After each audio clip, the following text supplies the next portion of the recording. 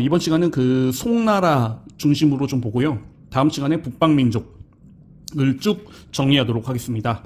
나라는 다시 한족의 나라였기 때문에 유교를 사랑한 애들이다라고 보시면 됩니다. 그런데 그 당나라 다음에 5대 10국 다음에 송나라잖아요. 그러니까 이 5대 10국이라는 데가, 그러니까 당나라가 망할 때 그 절도사라는 그 무력, 군사에 그 집중된 지방장들에 의해서 당나라가 멸망하고 5대 10국이 나타났지 않습니까? 그러니까 이 무신 군인들이 힘을 엄청나게 발휘했던 겁니다. 어느 시대 때요? 당나라 말고 5대 10국 때. 그러니까 이 5대 10국의 어떤 혼란상을 겪었던 그 송태조, 조광유 같은 경우에는 이 사람 자체가 그 군사력을 가진 지방장이었잖아. 이 사람 자체가. 그러니까 철저하게 뭐를 중시한다? 문치주의라고 해서 송이 문치주의를 앞세우다 했는데, 자, 문치주의 박스 치시고 교수님을 위하고요. 그리고 군인을 굉장히 하대합니다. 자, 그래서 교수님들, 그러니까 뭐예요? 바로 문신들을 굉장히 우대를 하고요. 실제 어느 정도 우대를 했냐면 과거 시험이 이 송나라 때 굉장히 활성화가 됐거든요. 그러면서 필요 이상으로 이 공무원들을 굉장히 많이 뽑고요.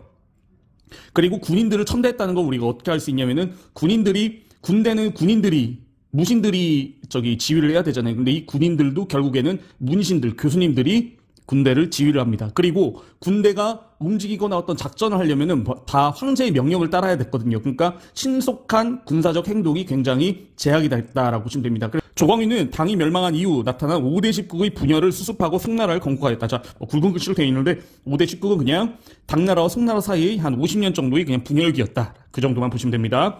송태조는 중앙의 군사력 통제를 강화하여 절도사 세력을 억제하고, 그러니까 본인 자체가 절도사였기 때문에 절도사가 얼마나 위험한지를 알았기 때문에 절도사 세력, 그러니까 군인들을 엄청나게 쪼고요. 그리고 문신을 우대하는 문치주의를 앞세워 황제의 권력을 강화하게 하게 됩니다. 그리고 이를 위해 황제가 최종 시험관이 되어 과거 합격자의 등수를 결정하는 전시제도를 도입하는 등 과거제도를 개혁합니다. 송은 문치주의에 따라 과거의 최종 시험을 황제 앞에서 치르는 전시를 시행합니다. 황제가 성적을 최종적으로 결정하기 때문에 전시 결과는 이후 승진에 많은 영향을 끼치며 선발대 관리를 황제로 스승을 모셔 충성을 바쳤습니다.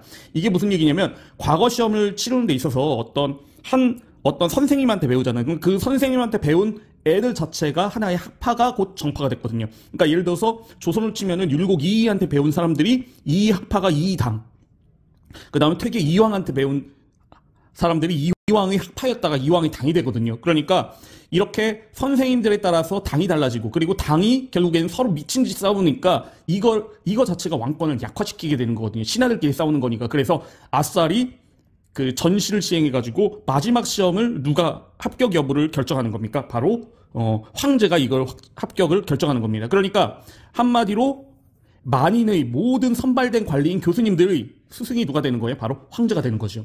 그래서 이 전시를 시행하면서 결국에는 황제권이 굉장히 강화가 됩니다. 따라서 전시는 황제에 대한 관리의 충성을 유도하는 역할을 했고, 황제권을 굉장히 강화시키는 하나의 그 역할을 했다라고 보시면 될 것 같습니다. 주의에 따라서 그 새로 성장한 계층이 있습니다. 바로 이걸 사대부 계층이라고 해요. 사대부. 그래서 이 사대부 계층은 과거제를 강조하고 그리고 능력을 중시하게 됩니다. 이 사대부가 중시했던 사상이 바로 성리학, 유유학입니다. 그 주의라는 사람이 집대성을 하게 되는데요. 상대에는 문치주의 영향을 펼치면서 군사력이 약해지자 북방민족의 진입이 잦아지게 됩니다. 그래서 실제 송나라가 상대했던 그 북방민족이 말타는 애들이 거란유, 여진금, 그리고 몽골원이거든요. 근데 갈수록 북방민족의 힘이 강해진다고 보면 됩니다. 그래서 거란유하고는 송나라가 거의 삐까삐까 싸웠는데, 그 여진금한테는 그 정강이변으로 해가지고 나라 절반을 잃어버립니다. 그리고 남쪽으로 내려가요. 이게 남송이고요. 그리고 남송은 원나라한테 아예 전체가 다 먹혀버리죠. 그래서 문치주의가 교수님들을 강화하고 그 다음에 군인들을 하대했기 때문에 결국에는 군사력이 굉장히 약해져서 계속 동래북으로 뚫게 맞게 됩니다. 그러면서 송은 북방민족에게 은과 비단의 막대한 물자, 세패, 뇌물입니다를 제공해서 위기를 벗어나려고 하였다. 그러니까 얘들이 쳐들어오니까 야, 너희들 쳐들어오지 마. 내가 이 돈 줄게. 라고 하면서 돈 주면서 뇌물 주면서 평화를 유지하는 거야. 세패를 주면서 평화를 유지를 해요. 그런데 이게 문제가 뭐냐면요. 결과 재정 적자가 늘고 농민의 부담이 커졌다죠. 재정 적자는 이 세패의 부담도 있었지만 또 뭐냐면은 막대한 공무원 인건비가 있었거든요. 바로 교수님들 플러스 쓸데없는 군인들. 그래서 막대한 공무원 인건비 플러스 이 세패 때문에 재정 적자, 국가가 돈이 없어요. 그리고 농민의 부담은 커지게 됩니다. 그러니까 송나라도 위기의식을 느꼈고 이대로 가다가는 국가가 멸망을 하겠다. 우리 안 되겠다. 개혁을 하자 해서 왕한석이라는 사람이 개혁을 하게 됩니다. 여기 왕한석이라는 사람이 개혁을 하게 되는데요. 왕한석 박스, 신법 박스. 소농민과 소상인을 보호합니다. 그러니까 이게 한마디로 뭐예요? 한마디로 하면 소농민과 소상인은 중산층이죠. 중산층을 세금을 낼 수 있는 중산층을 보호를 하고요. 그리고 안정적인 주세 지원 자원을 마련하고자 한 정책이었다. 이는 지주와 대상인의 이익을 침해하는 것이었기 때문에 보수파의 반발을 섭니다. 그래서 원래 개혁을 하려고 했는데 이 왕한석의 신법은 초반에는 어느 정도는 효과가 있긴 했어요. 그런데 뒤로 가다 보니까 보수파 관료들이 이 지주와 대상인들의 이익을 침해를 하다 보니까 얘네들이 똘똘 뭉쳐서 보수파 관료들을 반발하는 거예요. 그러니까 결론은 실패를 하게 되고요. 실패. 그러면서 문제는 뭐냐면 오히려 왕한석의 신법 개혁을 찬성하는 애들과 개혁파와 그 다음에 개혁을 반대하는 보수파들이 나뉘어서 오히려 치열한 당파 싸움을 하면서 정치가 혼란해지게 됩니다. 자, 왕한석의 신법 같은 경우에 결국에는 부국강병을 추진합니다. 부국강병. 부국책, 강병책이라고 해서 정책이 나뉘거든요. 더 자세히 보면은. 근데 이게 부국이 뭐예요? 국가를 부유하게 하고 그리고 병사를 강하게 하는 정책을 추구했다라고 보시면 됩니다. 그 결과 재정 적자가 늘고 농민의 부담은 커졌고 이 문제를 해결하기 위해 송에서는 왕한석이 개혁, 신법을 주도하였지만 보수파 관료의 반발로 실패를 하고요. 이후 개혁파와 보수파의 대립으로 오히려 정치적 혼란이 가중되게 됩니다.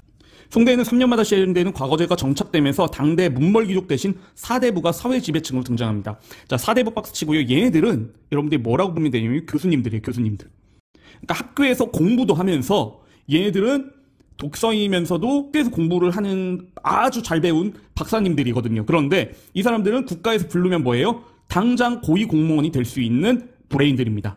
그래서 사대부는 유교적 교양을 중시하는 독서인이었으므로 가문보다는 본인의 능력을 중시합니다.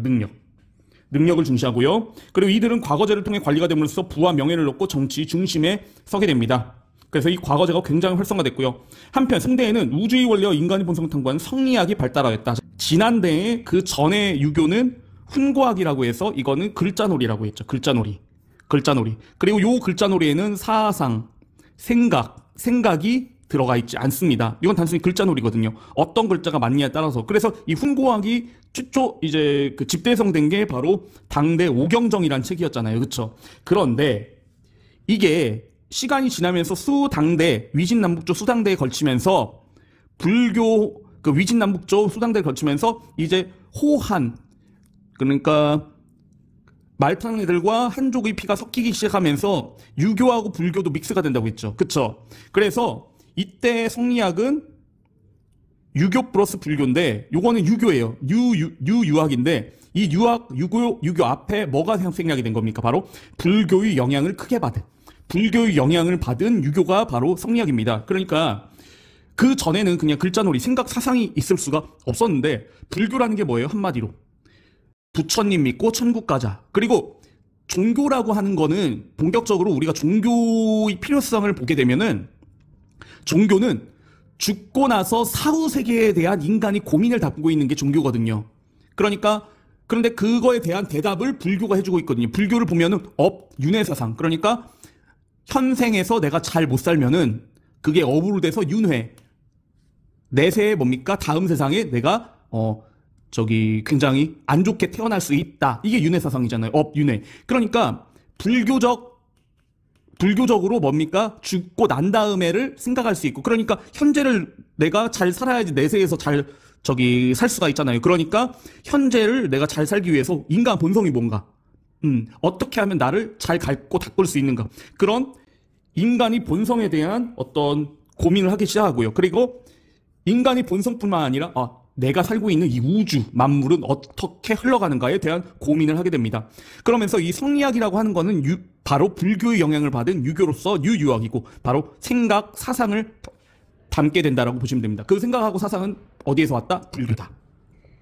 자, 그 다음에 성리학은 사대부들 사이에 뿌리를 내리면서 이후 중국 왕조 주변의 국가 지배 이념으로 자리를 잡게 됩니다. 성리학이요. 자, 그리고 성리학을 집대성한 건 이 주의라고 하는 송대 유학자라고 보시면 됩니다. 강남 경제가 성장을 합니다. 이 송나라의 특징이 뭐냐면요, 굉장히 벼농사가 발전이 됩니다. 그러니까 그 전까지는 황화를 중심으로 하는 화북 지방이 굉장히 인구가 많았는데, 이 인구가 당송 변혁기, 당나라의 송나라로 넘어가면서 인구가 남쪽으로 쏠리게 되고, 그러면서 양쯔강을 중심으로 하는 강남 지방의 벼농사가 이제 굉장히 발전이 되게 됩니다. 홍대에는 강남 지방의 저습지, 양쯔강 주변의 농지로 개발이 됩니다. 또 모내기법이 널리 보급되고 이모작과 품종 개량으로 쌀 생산이 크게 늘어났다.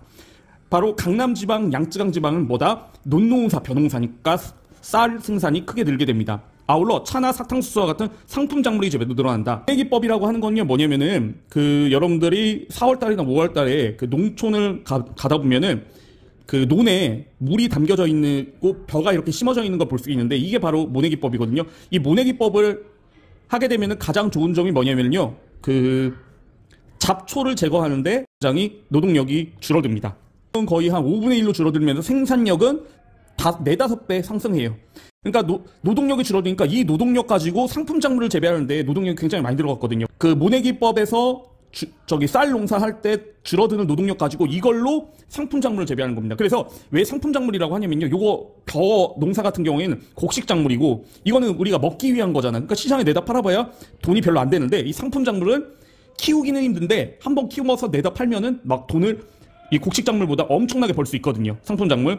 자, 그래서 상품 작물도 재배가 활성화가 됩니다. 그래서 결론은요, 모내기법이나 모내기법으로 농업 생산력, 쌀 생산이 늘어나고 상품 작물로 돈이 많아지면서 시장이 발달되게 되고요. 송나라 때 시장이 발달되게 되니까, 자 보세요, 농업과 함께 상업과 승업도 발달했고, 그러면서 뭡니까? 상업이 발달되니까 상인이나 물건을 시장이 형성이 되니까 물건을 팔게 되는 수공업자들도 힘을 받고, 이들이 상인과 승업자들이 동업조합을 만들어 자신들의 이익을 도모하고, 그리고 상업망이 확장되고 전국적인 규모의 시장이 형성이 됩니다. 시장.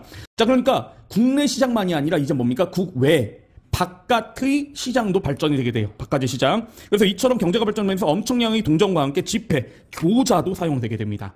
그러니까 동전은 무겁잖아요. 그러니까 동전도 무거우니까 이제 아예 대놓고 뭡니까? 교자, 최초의 지폐가 사용이 되게 됩니다. 그래서 이 지폐는 나중에 원나라 때의 지폐 사용으로 연결이 되게 됩니다. 자, 그래서 동전이 있고, 그러면서 송의 상업과 무역의 발달을 동전과 지폐를 만들어 사용하였다. 그래서 이렇게 지폐를 만들어서 교자를 만들어서 사용했다고 보시면 됩니다. 근데에는 경제력이 형성돼 서민층이 늘어나면서 서민 문화가 발전되게 되는데요. 서민 문화.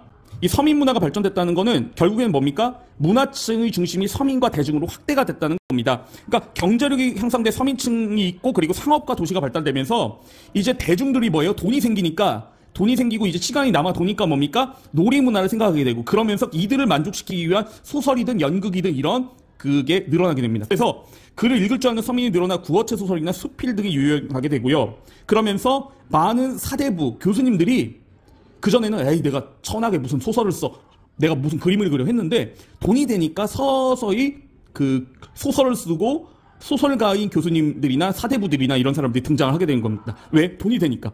그리고 책집이나 시장, 연극 등 오락 문화도 이때 등장을 하게 됩니다. 근데 과학기술이 발전되는데요. 자, 활판인쇄술, 그리고 나침반, 화약 등이 등장을 합니다.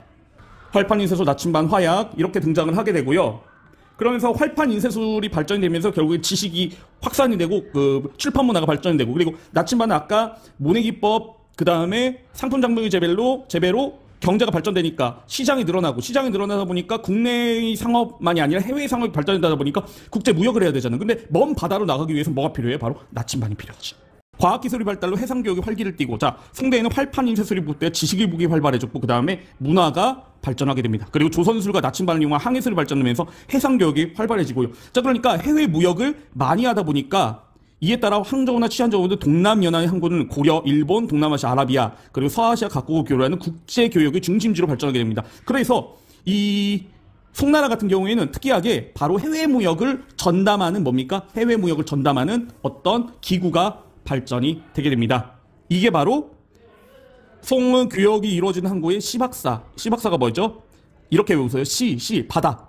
바다의 박사예요. 바다 박사. 그러니까 바다를 얼마나 잘 아는 거니까 바로 대외무역의 중심지 시 박사. 그래서 시 박사를 두어서 대외무역과 관세 징수를 맡게 됩니다. 당시 중국의 주요 수출은 도자기, 비단, 서적차 등이 있었다. 그냥 그런 겁니다. 보시면 되겠고요. 그리고 화약이 발전되면서 새로운 무기가 제작되고宋대 여러 발명품과 과학기술을 이슬람 세계를 걸쳐 유럽으로 전해져서 유럽의 어떤 발전을 이끌게 된다라고 보시면 될 것 같습니다. 12세기 초 요의 지배하였던 여진족은 아고다가 부족을 통일하여 금나라를 세우고 여진금. 그래서 여진금이 만주에서 세력을 키워 금과 송이 연합해서 거란을 물러뜨리고 그 다음에 여진이 화북 지역을 차지했다. 요거 잘 보세요. 여진이 화북 지역을 차지하고 송을 남쪽으로 몰아냈다. 이걸 뭐라고 하냐면 이거를 정강의 변이라고 합니다. 정강의 변. 그래서 정강이를 걷어차여서 화북 지방, 중국이 북쪽 지방을 잃고 울면서 남쪽으로 내려오게 됐다. 이렇게 보시면 됩니다. 그 다음에 강남으로 밀려간 남송은 나중에 몽골한테 멸망을 하게 됩니다. 몽골한테. 이거는 나중에 북방 민족 파트에서 다시 보도록 하겠습니다.